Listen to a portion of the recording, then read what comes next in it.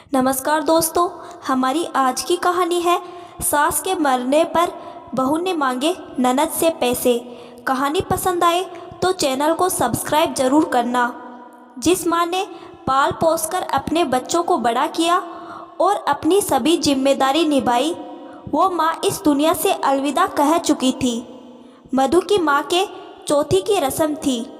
मेहमान अभी गए भी नहीं थे कि उसकी भाभी प्रीति उसके पास आई और बोली, दीदी एक बात बताओ, आपके भाई हर महीने माँ को इतने पैसे भेजते थे, क्या करती थी वो इतने पैसों का?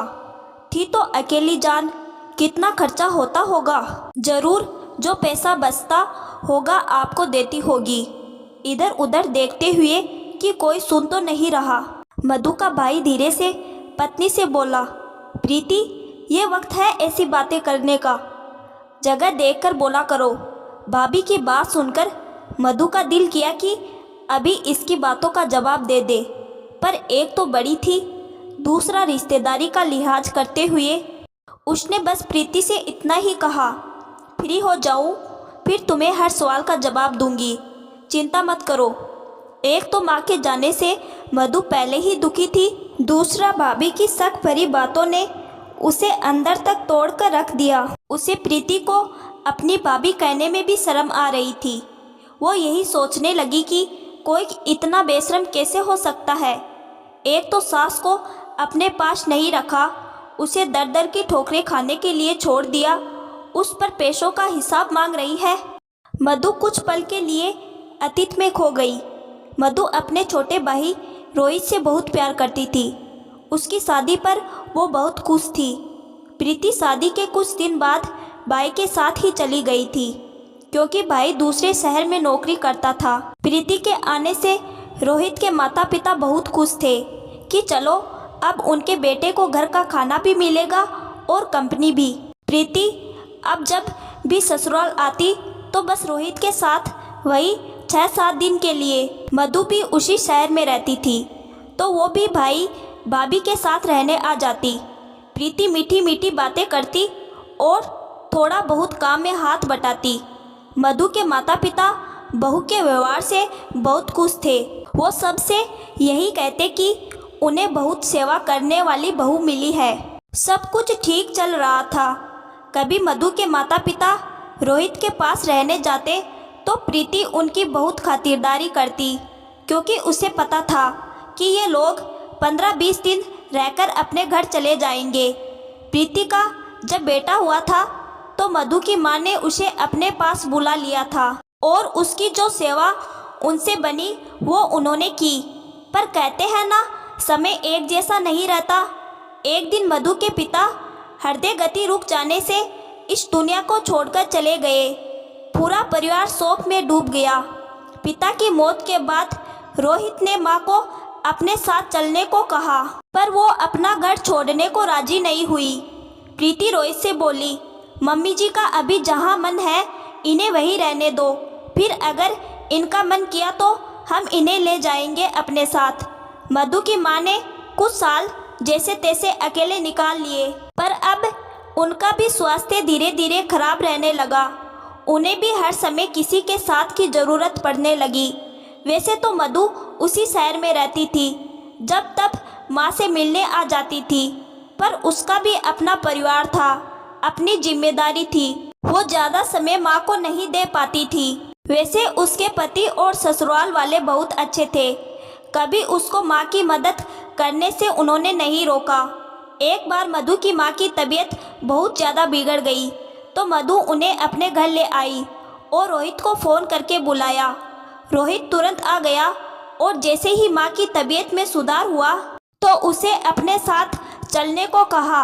मधु की माँ ने भी ये सोचकर कि बेटे के होते हुए वो क्यों बेटी पर बोझ बनी रहे, बेटे के साथ जाने के लिए हाँ कर दी। सास हमेशा के लिए साथ रहने को आ गई तो प्रीति का असली चेहरा सामने आ गया।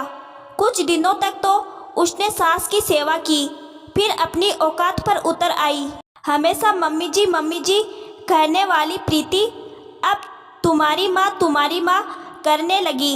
रोहित को हमेशा यही ताना देती रहती तुम्हारी माँ की सेवा करूं या अपने बच्चे की। कभी कहती मैं दिन भर काम में लगी रहती हूँ और तुम्हारी माँ बीमारी का बहाना करके लेटी रहती है। इनसे कहो कि कुछ काम किया करे। रोहित उसे कभी प्यार से तो कभी डांट से समझाता कि माँ के लिए ऐसा ना बोला करे, आखिर वो उससे बड़ी है और इस समय माँ की तबीयत भी ठीक नहीं रहती है। पर प्रीति समझने की बजाय और ज़्यादा कलेश करती, कभी कभी तो तलाक की धमकी भी देती। रोहित अपनी पत्नी के व्यवहार से बहुत दुखी था, पर माँ के सामने सामान्य बना रहता। ऑफिस से आकर खुद माँ के काम करता। ये भी प्रीति को बर्दाश्त नहीं होता। वो रोहित को यही ताना मारती, माँ की चमचागिरी से फुर्सत मिल जाए तो थोड़ा हम लोगों की तरफ भी देख लिया करो। रोहित भी गुस्सा हो जाता और बोलता, आखिर तुम चाहती क्या हो? तो प्रीति बोलती, मैं बस ये चाहती हूँ कि इस मुसीबत को इसके घर छोड़ आओ। इसने मेरा जीना हराम कर रखा है। रोज रोज घर में झगड़ा कलेश देख और अपने को मुसीबत समझ मधु की माँ दुखी रहने लगी। एक दिन जब रोहित और प्रीति किसी काम से घर से बाहर गए हुए थे तो मधु की माँ ने मधु को फ़ोन किया और रो रो कर सारी कहानी सुनाई। मधु ने माँ को आश्वासन दिया कि वो जल्दी ही आकर उसे ले जाएगी। दूसरे दिन मधु अपनी माँ को अपने घर ले आई। उसका भाई बहुत दुखी हुआ। उसने सोचा माँ कम से कम शांति से तो रहेगी, इसलिए उन्हें जाने दिया, पर साथ ही हर महीने माँ के लिए पैसे भेजता रहा। मधु और उसके पति बड़े प्यार से माँ की देखभाल करने लगे। रोहित कभी कभी माँ से मिलने आता और उन्हें पैसे देकर चला जाता। मधु की माँ आधे पैसे मधु को दे देती और आधे पोते के नाम से बैंक में जमा करने के लिए दामाजी को दे देती। उसी शहर में मधु के दूर के मामा रहते थे, तो वो कभी कभी मधु की माँ को अपने घर रहने के लिए ले जाते थे, ताकि लोग बातें ना बनाए कि बेटे के होते हुए माँ बेटी के घर में रहती है। मधु की माँ का एक तो स्वास्थ्य ठीक नहीं रहता था, दूसरा उसने कहीं ना कहीं ये बात दिल को लगा ली थी कि वो अपने बच्चों पर बोझ है। एक दिन रात को सोते समय उन्हें बेचैनी होने लगी, तो उसने बेटी और दामाद को बुलाया। मधु ने माँ को पानी पिलाया, फिर भी उनकी हालत में सुधार नहीं हुआ। मधु और उसका पति उन्हें अस्पताल ले जाने लगे तो वो बोली, बेटा मुझे कुछ हो जाए तो आप दोनों रोहित और प्रीति का ख्याल रखना। प्रीति की गलतियों को छोटा समझकर माफ़ कर देना। कहते कहते मधु की माँ ने दम तोड़ दिया। मधु माँ से लिपट कर रोने लगी। उसके पति ने उसको संभाला और रोहित को फ़ोन किया। रोहित और प्रीति समय से पहुँच गए। रोहित माँ के शव से लिपट कर बहुत रोया और प्रीति तो बस भूत बनकर खड़ी रही। चौथी की रस्म पूरी हो गई, सभी मेहमान चले गए तो मधु प्रीति से बोली, हाँ तो तुम उन पैसों का हिसाब मांग रही थी ना, जो तुम्हारा पति अपनी माँ को भेजता था। आओ तुम्हें बताती हूँ। दीदी छोड़ो इन फालतू बातों को, इन बातों से माँ की आत्मा को और तकलीफ होगी। नहीं रोहित, तेरी बीवी को सच्चाई बताना जरूरी है, वरना वो यही सोचेगी कि हमने माँ को रखकर उनके पैसों पर खूब ऐश की है। मधु अपने कमरे में गई और एक पेपर लेकर आई। फिर प्रीति से बोली, हाँ माँ मुझे पैसे देती थी, मगर बैंक में जमा करने के लिए, क्योंकि उन्होंने अपने पोते के नाम एफडी करवाई थी। ये लो संभालो अपनी अमानत, कहकर मधु ने प्रीति को एफडी वाला पेपर थमाया। प्रीति की नज़रें शर्म से झुक गई। रोहित रोते हुए बोला, दीदी इन पर सिर्फ आपका और जीजू का हक है, आप मुझे और दुखी मत करो। मैं पहले ही शर्मिंदा हूँ, अपनी माँ की सेवा तक नहीं कर पाया। रोहित तू क्यों शर्मिंदा होता है? शर्म तो तेरी पत्नी को आनी चाहिए।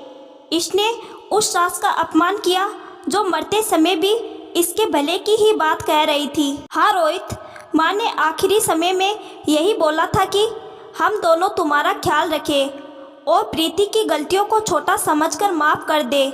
मधु के पति ने अपनी पत्नी की बात का समर्थन किया। दीदी, जीजाजी प्लीज मुझे माफ़ कर दीजिए, मुझसे बहुत बड़ी गलती हो गई। प्रीति ने रोते हुए मधु और उसके पति के पैर पकड़ लिए। उठो प्रीति, अब माफ़ी मांगने से कुछ नहीं होगा, जाने वाला तो चला गया। अब जिंदगी में कभी कोई ऐसा काम ना करना जिससे बाद में तुम्हें शर्मिंदा होना पड़े या माफ़ी मांगनी पड़े। और हाँ, माता पिता बोझ नहीं, आशीर्वाद होते हैं। वो बहुत नसीब वाले होते हैं जिनको ये आशीर्वाद मिलता है। मधु ने प्रीति को गले लगा लिया। तो दोस्तों, कमेंट करके बताइएगा, प्रीति को उसकी गलती की माफ़ी मिलनी चाहिए या नहीं।